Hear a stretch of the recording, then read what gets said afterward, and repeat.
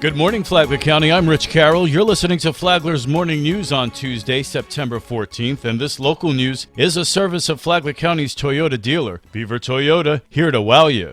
A new fee could help pay for school construction in Flagler County. The Flagler County Board of Commissioners will consider adopting impact fees for the unincorporated areas of the county at a special meeting today that will follow their 1 p.m. workshop. John Arking reports. The workshop will address educational facilities impact fees that the school board is seeking. According to a release from the county, impact fees are one-time charges on new construction to help pay for additional public services needed because of growth. Flagler County's Growth Management Director, Adam Mengel. The special meeting that will follow that meeting, we're intending to provide an update to the Board of County Commissioners on where we are with the implementation of our impact fees. The impact fee study that the board had received and discussed a couple of workshops that we've had in the past, and so we want to give an update to the board. We had intended to have a draft available for the board and may still have that available, but there will not be any formal action that will happen at that special meeting that will follow. But we do want to give an update to the board on where we're at with our impact fees. If you remember, those are the fire, EMS, law enforcement, libraries,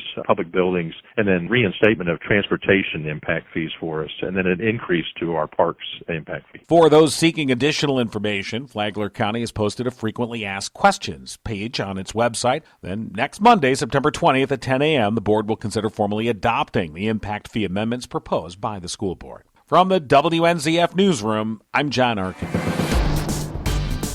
A groundbreaking is happening today on a brand new hospital coming to Palm Coast. Amy Cherry has more. Advent Health Palm Coast CEO Ron Jimenez calls the new facility coming to Palm Coast Parkway near Bridgehaven Drive vitally important to meet the growth needs of the county. There are certain conditions where minutes really count, heart attacks and strokes. And so getting to an emergency room as fast as you possibly can is really vital. And so having that second emergency room up in the northern part of our county, I think, is going to help get folks that care very, very quickly. When it opens late next year, Jimenez adds this hospital will bring hundreds of new jobs to Flagler County. We expect to start with about 400 jobs, and that could grow to in excess of 700 jobs over the next few years. So that's a great stimulus for the local economy, bringing in folks that have an average salary of approximately $70,000. So it's good for the economy and good for the community. Watch the groundbreaking during your lunch break virtually on Advent Health Palm Coast's Facebook page. It's happening at noon. From the WNZF Newsroom, I'm Amy Cherry.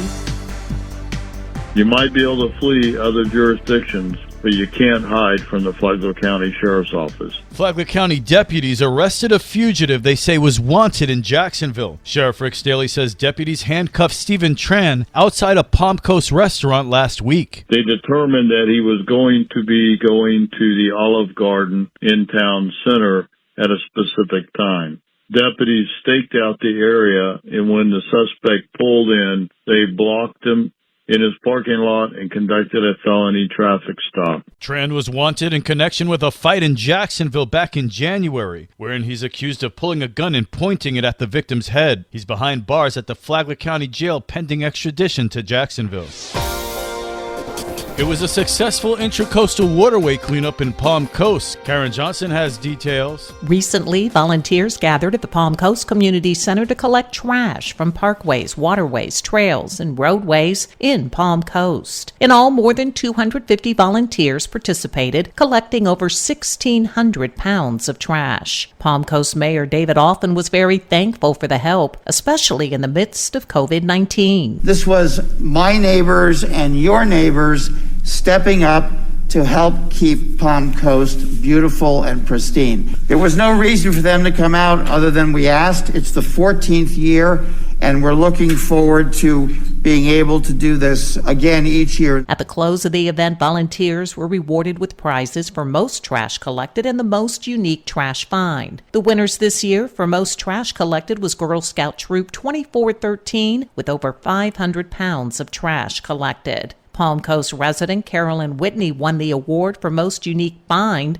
for recovering an actual gas mask. For Flagler's Morning News, I'm Karen Johnson.